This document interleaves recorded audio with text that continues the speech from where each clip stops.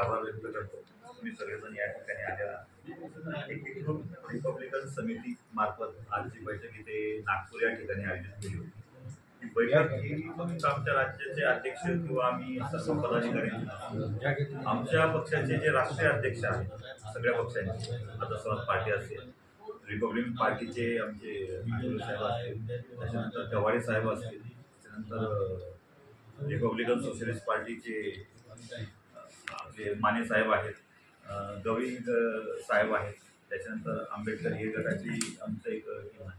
म्हणजे सगळ्याच गटातटाचे आणि सगळेच पक्षाचे आणि काही संघटनांचे पदाधिकारी या ठिकाणी आहेत. आणि ते आम्ही मनाने नसून आलेलो, आमच्या राष्ट्रीय अध्यक्षांनी आम्हाला या बैठकीला पाठवलं.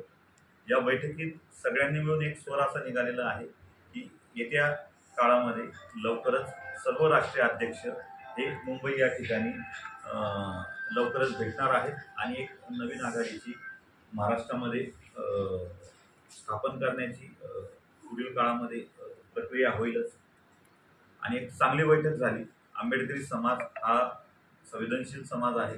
हा प्रत्येक ज्यांच्यावर संविधानानुसार अन्याय झालेला आहे, संविधानाच्या दायऱ्यात ज्यांना काम करायचं होतं पण ज्यांना संविधानाचा लाभ मिळत नाही, संविधानाचा जे पद्धतीने पायमल्ली होत आहे, संविधान वाचवण्यासाठी आंबेडकरी समाज सगळ्यात पुढे असतो.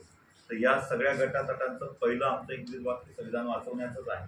आणि संविधान वाचवण्यासाठी आम्ही सगळेजण येत आहोत एकत्र. एवढं मी सांगतो.